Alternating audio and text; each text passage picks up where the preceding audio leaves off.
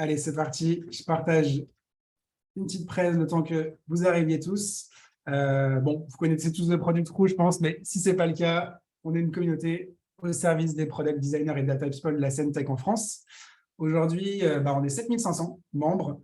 Ça fait extrêmement plaisir. Notre objectif pour nos membres, du coup, c'est de libérer leur potentiel de carrière et en tant que professionnel dans le milieu de la tech. Et du coup, notre mission là-dessus, c'est d'impacter l'écosystème positivement en France et en Europe. Et comme vous le voyez, nos startups partenaires, il y en a certaines sur le volet de droite. On a plus de 400 aujourd'hui. On travaille avec eux sur des ressources, sur du recrutement, sur du matching. Donc voilà, c'est hyper cool. Petite news du coup, Open Candidates, notre session de recrutement actuellement qui se prépare pour novembre. Si jamais ça vous intéresse, vous pouvez juste slider avec votre téléphone, soit pour vous inscrire en tant que candidat, si vous êtes en recherche en ce moment, soit pour recruter avec nous. Ce sera le QR code de droite, si c'est le cas. Et voilà, je laisse ça quelques secondes. Et je crois que Pauline va vous mettre dans le chat les liens, si jamais vous avez besoin ou si vous souhaitez y participer. Et on enchaîne tout de suite avec Gabriel. Aujourd'hui, du coup, gros workshop. Comme je disais, format assez rapide, en 30 minutes. Il va enchaîner sur tous ses tips et après, vous allez pouvoir lui poser ses questions. Donc, utilisez le chat pour lui poser vos questions. Il y a déjà une quinzaine de commentaires, probablement des coucous et des saluts. Gabriel, merci d'être là avec nous. On va commencer avec un petit slide. Vas-y, je te laisse introduire un petit peu à tous. Vous pouvez, pareil, slider avec votre téléphone pour nous dire un peu où vous en êtes. Et je vais vous laisser avec Gabriel pour les 20 prochaines minutes. Bonjour à tous, je vais commencer tout de suite immédiatement avec une question.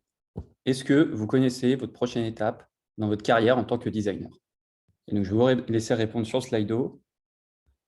Et Mathias, je te laisse me dire quand tu as un petit peu de réponse. Ouais, vous êtes en train de vous connecter. On va laisser encore quelques secondes et puis peut-être on reviendra après dessus à la fin pour vous donner les résultats de tout le monde le temps qu'il y ait des réponses. Mais je vois que pour l'instant, le oui est en train de faire une remontée fantastique.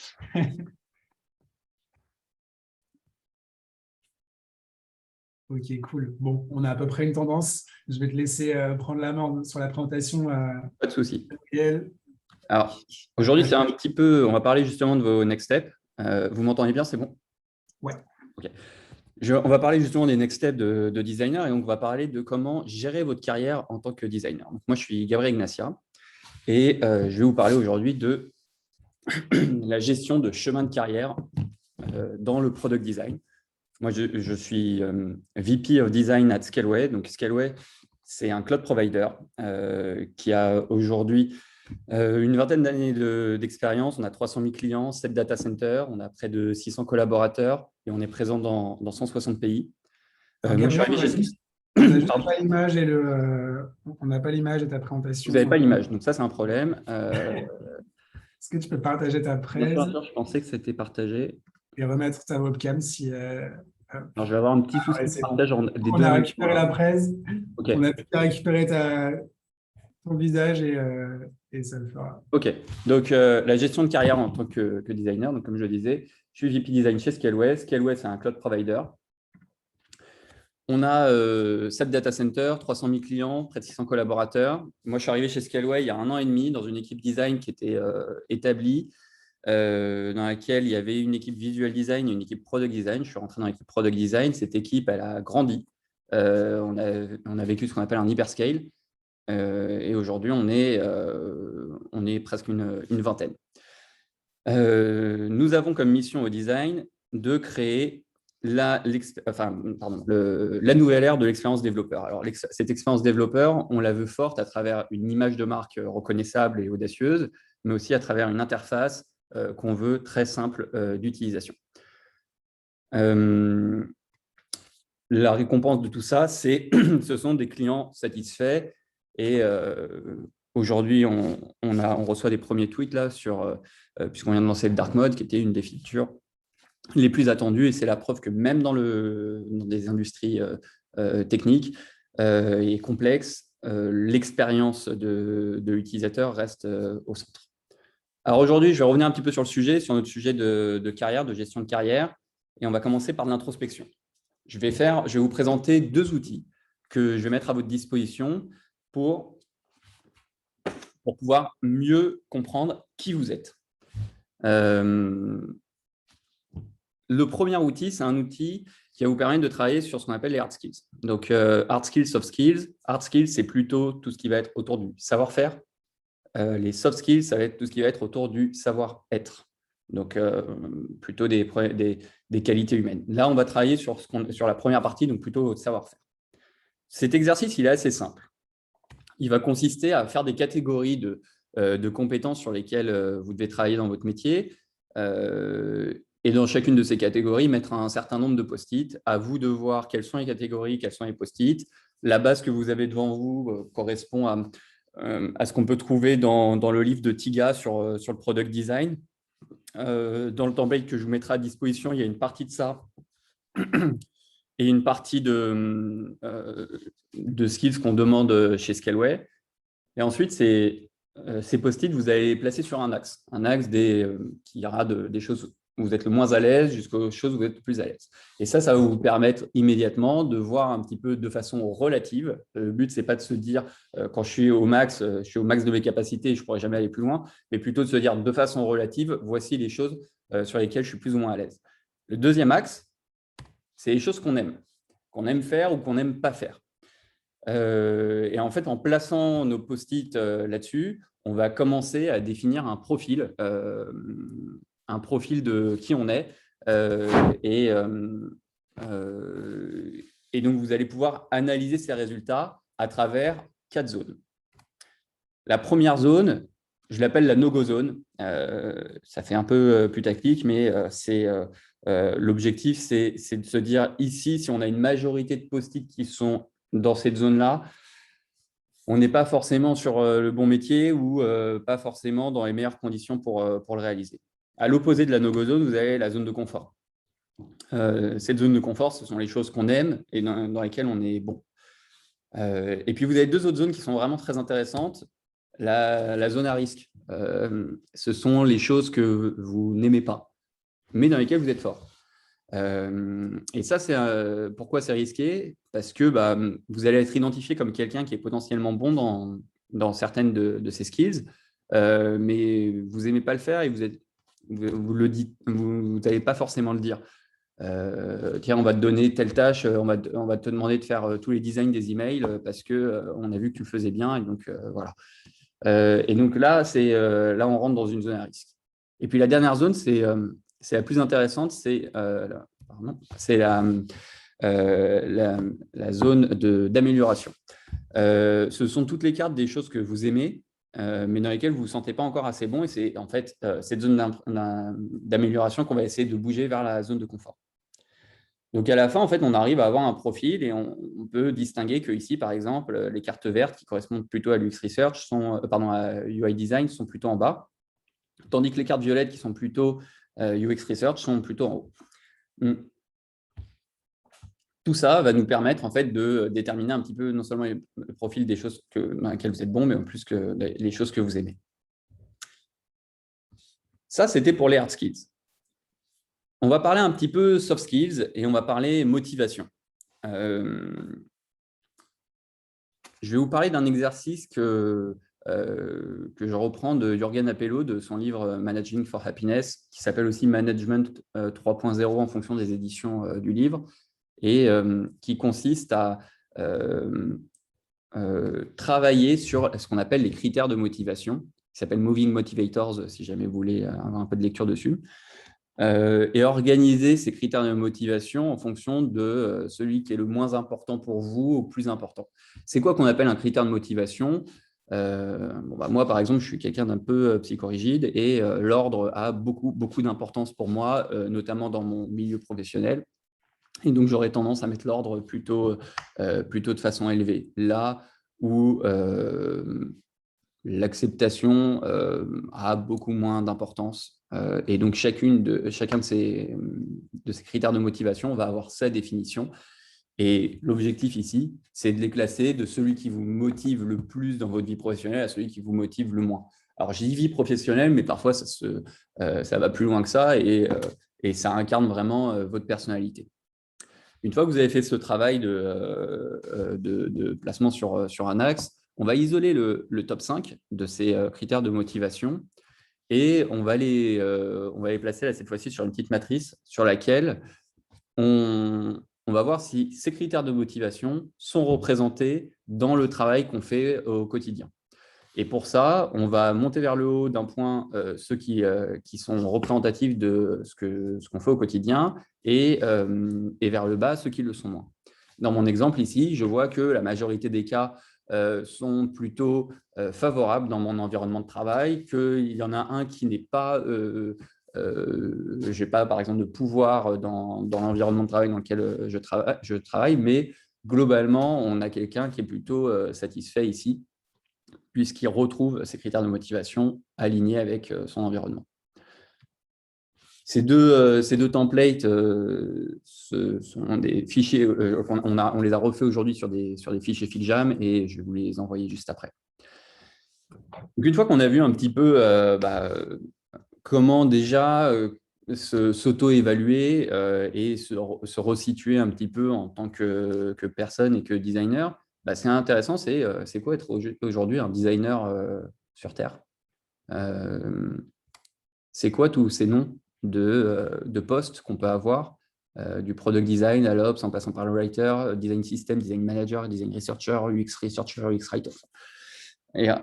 Et ce n'est pas tout, parce qu'après ça, vous allez avoir des niveaux de seniorité qu'on n'arrive pas trop à comprendre forcément. Est-ce que junior chez moi, c'est middle chez lui? Est-ce que je suis un senior product designer ici, mais je suis un junior product designer chez Apple? Tout ça, c'est un peu compliqué à voir au premier abord. Et je vais peut-être vous décevoir, mais en fait, il n'y a pas de recette magique. Il n'y a pas une charte internationale du product design qui va définir ce que c'est qu'un niveau dans chacune des boîtes dans le monde entier. Par contre, ce que l'on peut définir, c'est au sein d'un groupe, au sein d'une entreprise, au sein d'une équipe de design, quels sont ces titres, quels sont ces niveaux, à quoi ils correspondent. Et donc, le plus important, ce n'est pas qu'il y ait une recette miracle, mais c'est d'en avoir une dans l'élément dans lequel vous travaillez. Et donc, c'est ce qu'on a décidé de faire chez Scaleway, de faire ce qu'on appelle donc un career path et un skills ladder. Donc, le career path, c'est plutôt le chemin de carrière, là où le skills ladder correspond plutôt à l'échelle des compétences qu'on attend dans ce chemin. Et donc, pour faire ce career path, on a besoin d'avoir des convictions fortes. La première conviction, c'est qu'on a besoin d'une grille de salaire et d'une grille de seniorité. Donc, les deux vont ensemble. La deuxième conviction, c'est que l'âge n'a pas d'importance. Vous pouvez être très jeune et très mature ou plutôt âgé et complètement immature, et ce n'est pas grave, c'est comme ça, c'est la vie. Et puis, la troisième conviction, et c'est peut-être la plus importante, c'est que le management n'est pas la suite logique, la seule suite logique à une évolution de carrière. Vous pouvez complètement grandir en tant qu'expert sans avoir à manager des gens et why not, hein. Après tout, on a besoin d'experts, on a vraiment besoin. Donc ça, c'est peut-être la plus importante des convictions. Donc, au niveau du design, comment on a mis ça en place? Déjà, on a mis ça en place avec la HR en définissant ce qu'étaient les niveaux de seniorité. Donc, ces niveaux de seniorité, ils ont un nom chez Scaleway, Junior, Pro, Senior, Expert, et je précise, chez Scaleway. Et par contre, ils sont partagés avec toute la boîte. Donc, toute la boîte a le même titre, Senior ou Expert. Et côté ressources humaines, ils ont donné une définition partagée avec toute la boîte sur à quoi correspond chacune de ces phases de carrière. Pour faire simple, junior, il est en phase de carrière d'exécution, le pro, il fait avec supervision, le senior en autonomie et l'expert de façon proactive. Ces définitions, elles sont volontairement très larges pour que chaque manager puisse s'approprier les termes et travailler sur son career path de son département, de son entité. Et donc, au product design, ça veut dire quoi? Ça veut dire qu'on commence associate product designer, puis on est product designer, senior product designer et principal product designer. Donc, le associate product designer correspond à la notion de junior. et donc va correspondre à un salaire de junior. Il va être assisté par un product designer, puis il peut évoluer en tant que senior et finir principal. Et là, on est uniquement sur l'expertise. Et donc, sur toute la lignée de la seniorité, on peut grandir en expertise. Mais on peut aussi faire le choix, et donc là, je précise encore une fois, c'est bien un choix. À partir d'un certain niveau de seniorité, chez nous, c'est à partir du senior, on peut passer sur le management et devenir lead product designer, head of ou VP. On a rajouté il y a peu une troisième branche à ce career path, qui est celle de l'opérationnel. Donc, le design ops, qui peut être, qui a aussi le design system côté dans son scope, puisqu'on met dans le design ops chez nous tout ce qui va faciliter la vie du product designer. Et donc là, on peut voir que un design system designer peut commencer en pro, mais il peut, pour évoluer, derrière, ce sera à partir d'un certain niveau de seniorité. Donc, comment on a fait ça? On a commencé, comment on a mis ça en place? On a commencé par définir les catégories. Donc, nous, on s'est énormément inspiré de Figma, de ce que fait Figma en termes de career path, et je vous partagerai juste après ça quelques liens. Pour définir les catégories, donc 6 catégories, la qualité, à quel point on est bon pour utiliser Adobe Figma pour créer des choses géniales, la stratégie produit, à quel point on est capable de comprendre et de participer à la stratégie produit, la communication, comment on communique avec nos amis designers de l'équipe, avec les gens de la squad, avec les gens de l'entreprise, l'impact, à quel point ce qu'on fait en delivery impacte le produit, l'influence, l'influence c'est le rayonnement, pardon, voilà, en français, à quel point on rayonne en fait au niveau de l'équipe, mais aussi de l'entreprise, voire ailleurs, et enfin l'autonomie, à quel point on est capable de se gérer de façon autonome. Et pour faire simple, je vais faire juste un focus sur une partie, sur la qualité, sur ce qu'on attend, et sur un critère de qualité qu'on va voir évoluer du junior à l'expert, ici sur les design patterns. On attend du junior qui montre la connaissance des design patterns, des patterns design qui existent, le pro qui sache utiliser les patterns qui existent ou en créer quand il y en a besoin, le senior qui connaisse au-delà des design patterns qu'on utilise chez nous, ceux de l'industrie, et qui puisse, quand il en crée de nouveaux, savoir faire de la recherche dessus pour savoir s'ils sont efficaces. L'expert, lui, il va élever la barre et il va potentiellement créer les patterns de l'industrie. Et donc, je vous disais, il n'y a pas de recette miracle. Ici, vous voyez un certain nombre d'entreprises et en dessous, vous voyez les catégories de compétences sur lesquelles ils jugent leurs designers, et on n'a pas de liste identique. Donc, encore une fois, l'important, ce n'est pas tant de chercher la recette miracle, mais plutôt d'avoir une recette et de se baser là-dessus. Et pour vous inspirer, je vous propose aussi ce website, Progression, qui vous permet de vous inspirer sur alors, ce n'est pas que au product design, hein, vous allez avoir pas mal d'ingé, pas mal de choses autour du DPM, et sur les careers ladder des grandes boîtes de la tech. Et puis, une fois qu'on a fait ça, nous, on a déployé dans les autres équipes. Et donc, un career path, ça n'a pas forcément la même forme en fonction des équipes. Là, vous avez le career path du visual design, celui de l'UX research, et puis je vous passe ceux des PM et de la product documentation qu'on a fait aussi. Alors, comment ça nous a aidé? Déjà, sur les process de recrutement, je vais vous parler d'un cas concret où moi, j'avais un doute sur un candidat, est-ce qu'il devait être pro ou senior? Et donc, je me suis référé à mon career path et à mon échelle de compétences. Et j'ai commencé à mettre des points à droite, à gauche en fonction des personnes, des qualités. Et la personne penchait vraiment côté senior. Donc, on lui a donné le titre de senior, et puis le salaire qui va avec, évidemment. Donc, ça m'a permis de mettre beaucoup plus d'objectivité là-dessus. Pareil, sur les talent reviews, tous les ans, on fait des revues annuelles. Là, cette fois-ci, non seulement ça va me servir à moi pour me projeter avec mes équipes, mais ça va servir aussi aux équipes pour se projeter dans leur évolution dans l'entreprise et savoir qu'est-ce qu'ils veulent atteindre, qu'est-ce qui leur manque pour atteindre tel ou tel objectif. Et puis le dernier point, je reste sur le factuel et l'objectivité, la gestion de conflits. Senior, ce n'est pas un titre qu'on donne pour faire plaisir, ni pro, ni expert. il y a des raisons à ça. Et lorsque quelqu'un me dit oui, mais machin est senior et pas moi, je peux m'appuyer sur le carrière pass et dire est-ce qu'on est d'accord que cette personne remplit ces cases et que toi, tu remplis ces cases-là et voilà ce qui te manque en fait pour grandir. Et donc, ça nous permet de mettre de côté l'émotionnel et de devenir le plus factuel possible. Donc, en termes de résultats, le Career Pass, il nous permet de mettre beaucoup d'équité dans l'équipe, de ramener de la transparence au sein des équipes. Et enfin, ce n'est pas un document contractuel, mais il va nous permettre d'avoir un guide partagé entre les différentes équipes. Donc, le Career Pass, c'est un win-win en fait entre le manager et ses personnes managées. Donc, moi, le conseil que je peux vous donner là-dessus, c'est lorsque vous allez dans une boîte, des entretiens, commencez à leur demander s'ils peuvent vous partager ou pas le Career Pass et qu'est-ce qu'ils attendent de ça. Et souvent, c'est ça qui peut aussi alimenter les fiches de poste. Le but de ce Career Pass et de tous ces outils que je vous ai partagés aujourd'hui, c'est qu'à la fin, vous soyez en mesure de répondre à une question qui est celle de vous décider sur quelle est votre prochaine étape en tant que designer.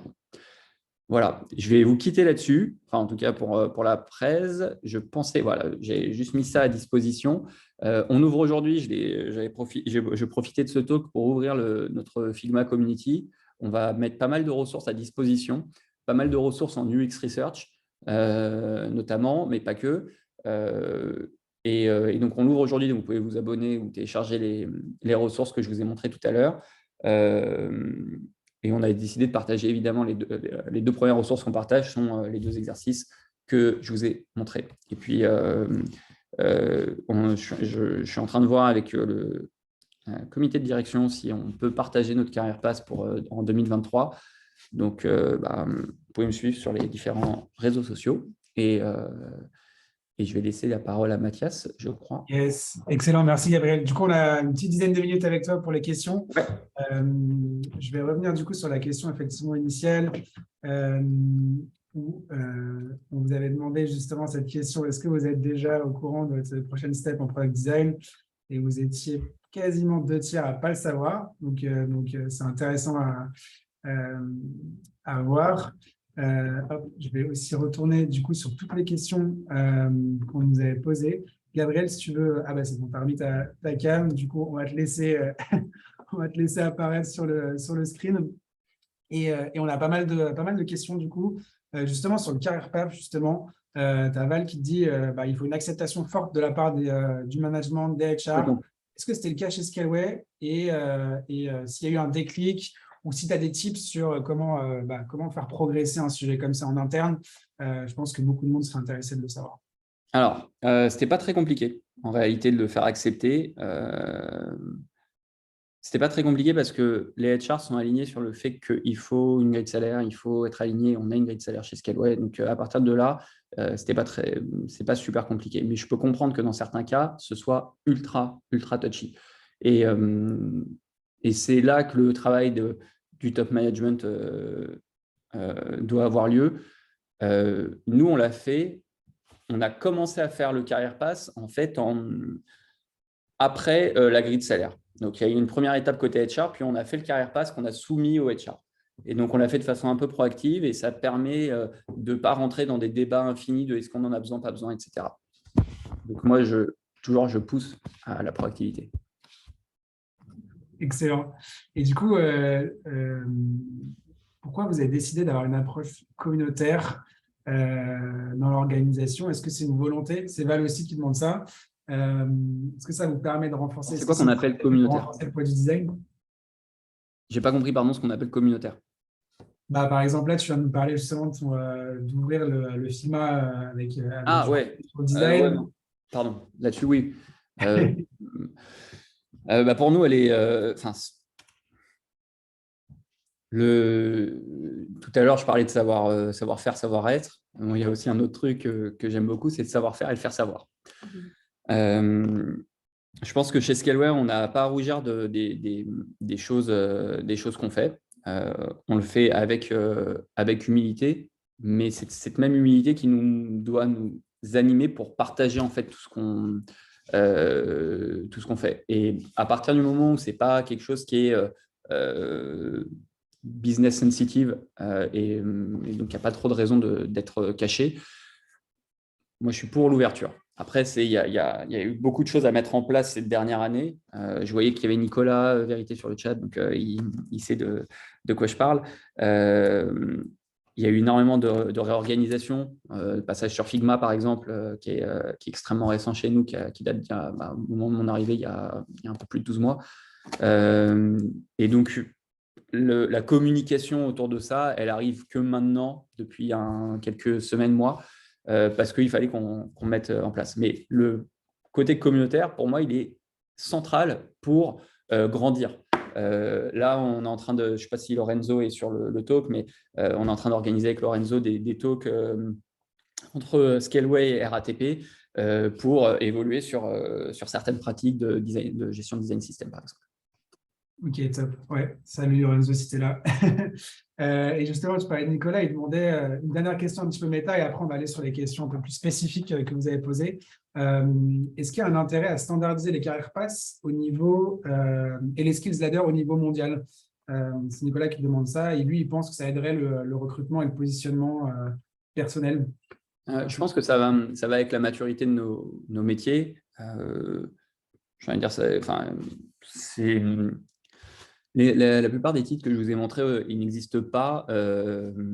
Ils n'existaient pas il y a quelques années et ils n'existeront peut-être pas dans quelques années.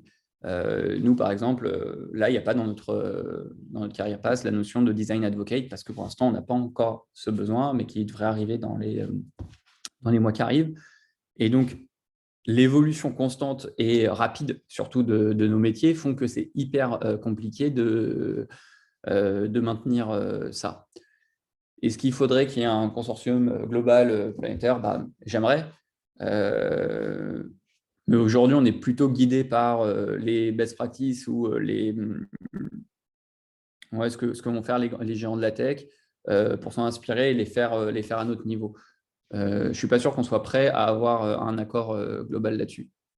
Rien que pour des tokens, c'est compliqué de mettre les gens d'accord sur une nomenclature de tokens. Donc, ouais, c'est clair, il y a tellement de variables à prendre en compte. Et on te demande comment concrètement dans ces grilles vous mesurez, vous montrez l'impact au niveau individuel, je suppose, et peut-être aussi au niveau team. Tu sais quoi? Je vais ouvrir le Career Pass. Je ne peux pas le partager si j'arrive à. En fait, non, je ne peux pas l'ouvrir, mais l'impact, on le retrouve beaucoup dans nos OKR. Ça va être à quel point, pour faire simple, ça va être à quel point le temps qu'on a passé à traiter un sujet va avoir de l'impact. Ça peut être à différents niveaux. Ça peut être en termes de revenus, ça peut être en termes de notoriété. Ça va être plutôt côté marketing que certains de ces impacts vont être mesurés. Mais ça peut être aussi un impact interne. À quel point la façon dont je travaille permet aux autres équipes d'aller plus vite aussi. Donc, l'impact, on va le voir à différents niveaux. Ok, je n'ai pas ouvert le cas. On n'a pas beaucoup de temps, du coup, je suis désolé, je ne vous donne pas la parole. Je vais essayer d'en poser le maximum pour que tout le monde ait sa réponse. On rentre vraiment dans le détail là, mais quelle est la différence du coup chez vous entre un Head of Design et un VP Design? Ah, super.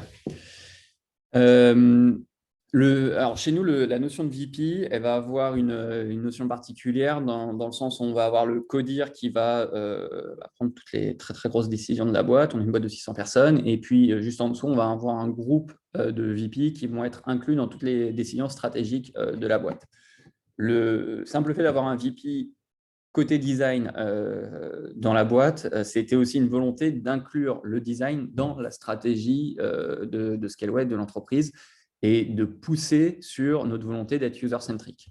Donc, la notion de VP, elle s'inclut avant tout dans la volonté d'avoir des décisions stratégiques design. Le head-off va avoir un scope un peu plus opérationnel. Ok, trop cool. Allez, question un peu touchy pour toi, un peu tricky. De Yasmina, comment tu évalues un designer reconverti avec, par exemple, 3 ans dans le design, mais aussi 8 ans dans un autre métier? Je pense qu'il y a beaucoup ce cas-là, ça va intéresser le monde. C'est hyper intéressant. Moi, ce que je regarde, même si on me dit que j'ai 20 ans dans la photographie, pour moi, ce qui va m'intéresser, c'est, et puis même d'ailleurs, le nombre d'années ne compte pas forcément. C'est pas trop ce qu'on va regarder. Je pense que ouais, non, je suis en train de me repasser les entretiens qu'on passe en ce moment et je vois pas un moment où on demande depuis combien de temps vous êtes designer, mais plutôt qu'est-ce que vous avez fait en tant que product design. Et il y a des gens qui en un an vont faire énormément de choses et d'autres qui vont rester 5 ans assis à faire un peu moins de travail dans leur entreprise. Donc, le temps, il n'a pas trop d'importance. Par contre, ce qu'on va regarder, c'est on peut regarder en effet les skills ou les projets sur lesquels tu as travaillé pendant ces 3 ans, ou même pendant plus que ça, hein, et pour évaluer ça. Trop cool. On va passer sur une question un peu sur les entry level. Comment vous avez déterminé le seuil minimum d'exécution sur des logiciels comme Figma pour être recruté comme associate chez Scaleway? Associate, du coup, c'est plutôt le level junior, hein. C'est Ouais. une question de François. Ouais, alors c'est une très bonne question. Chez nous, on avait pas mal réfléchi à ça avec les designers, et c'est vrai que ce qu'on se dit, c'est la technique vient souvent en premier. Pas un niveau forcément 100% de connaître tout le logiciel, mais pour un junior, pour quelqu'un qui est plutôt junior, c'est plus simple d'appréhender, de connaître le logiciel que de savoir gérer toute une conception de produit. C'est vraiment deux choses séparées. Et donc, typiquement, s'il y en a qui sont en entretien avec moi en ce moment dans les personnes, je leur donne des tips, mais je pose des questions du genre, mais du coup, tu utilises les props sur Figma ou je leur pose des questions sur les dernières petites features qui viennent de sortir et puis voir un petit peu leur niveau de connaissance dessus. Ça nous permet de savoir si c'est des personnes qui sont plutôt aussi intéressées à la veille Figma. Alors, je prends Figma en exemple, hein, mais on peut prendre sur n'importe quel soft. Bonne tactique. Allez, on est presque au bout. Je vais encore poser 2 questions. On va réélargir le champ. Une question de Val que j'aime bien. Quelle façon prouvez-vous la valeur du product design auprès du reste de l'organisation? Est-ce que vous avez des KPIs? Ouais. Comment est-ce que vous êtes perçu? Alors, Scaleway a toujours eu un ADN avec du design quelque part. On a eu du mal à le mettre peut-être un peu plus en avant que d'autres facettes de l'entreprise, et c'est une vraie problématique que j'ai, moi que j'aime, qui me challenge ici, c'est comment on fait rayonner le design dans un environnement technique et complexe. Et d'ailleurs, petit coucou à Marie Astrid qui a fait un super talk sur comment faire du design dans un environnement technique et complexe. Chez nous, on commence déjà par l'onboarding day one. Tous les nouveaux scalers, donc toutes les nouvelles personnes qui arrivent chez Scaleway ont un onboarding sur le design. Ça dure 15 minutes. Ça vient juste après le mot du président et les HR, etc. Et l'idée, c'est de leur dire, de passer un message, que vous soyez côté market, côté HR, côté data center en tant que technicien ou côté product ou ingé, vous avez le même message. Ici, le design a de la valeur. Je commence par une définition de ce que c'est que le design, je leur explique un petit peu rapidement l'organisation et je leur explique pourquoi ça a de la valeur. Je leur explique qu'on tacle que c'est un élément de différenciation chez nous dans l'industrie et qu'on appuie là-dessus, qu'on a une approche user-centrique, mais aussi que, et là c'est plutôt côté brand, qu'ils vont être aussi l'interface de ce design. Quand ils vont utiliser nos slides à externe, quand ils vont mettre leur bannière sur Twitter ou LinkedIn. Et donc, il y a aussi une appropriation de chacun du design chez Scaleway. Trop bien. On a dépassé un tout petit peu, mais je vais finir avec une méta-question qui, en plus, c'est un Et sujet qu'on va 3-4 minutes. tacler très bientôt. Allez, une dernière quand même. C'est quoi les grandes tendances du design pour les 2 prochaines années? Big up Marina pour la question. Peut-être la question la plus dure pour toi. Ouais, c'est sûrement plus dur parce que je suis en train de travailler sur justement la vision des 3 prochaines années en ce moment. Moi, j'ai une vision peut-être un peu plus globale qui ne s'arrête pas juste au design, mais le design est censé simplifier la vie, le quotidien, que ce soit à travers les interfaces qu'on utilise, mais aussi à travers tous les objets qu'on va rencontrer. Et on a si on suit l'évolution de l'informatique, on va vers des langages de plus en plus parlants pour des utilisateurs, pour ouvrir en fait le scope des personnes qui peuvent interagir avec ça. Et je pense que le design a sa part à jouer là-dedans. Et on voit l'émergence du no-code. Je pense que tout ce qui va permettre au no-code de s'épanouir à travers le design va faire partie des grandes tendances à venir. Si on parle après purement graphique design, je ne vais pas parler sur les prochaines années, je vais parler sur ce qu'on voit actuellement. J'adore ce que fait Linear et Adrien Griveau là-bas et son équipe. Et on sent qu'il y a une volonté de retourner un peu vers ce qu'on appelait à l'époque du pixel perfect, avec beaucoup de travail autour des lumières, beaucoup de travail autour de la finesse de la lumière et de son impact. On a passé une tendance des petits objets 3D mignons pour arriver vers quelque chose qui devient peut-être un peu plus pointu d'un point de vue exécution. Trop cool. Écoute, canon. Vous êtes encore une grosse centaine sur le live, donc je pense que vraiment, il y a énormément de valeur qui a été partagée pendant ces 30 grosses minutes. On vous fera un Notion, parce que là, il y a vraiment beaucoup de choses. C'est pas qu'il y aurait autant de si t'es chaud pour partager les slides, on va tout mettre ensemble et vous envoyer ça via Meetup. Donc voilà, et tu as Gabriel Président carrément. Merci beaucoup, c'était trop cool.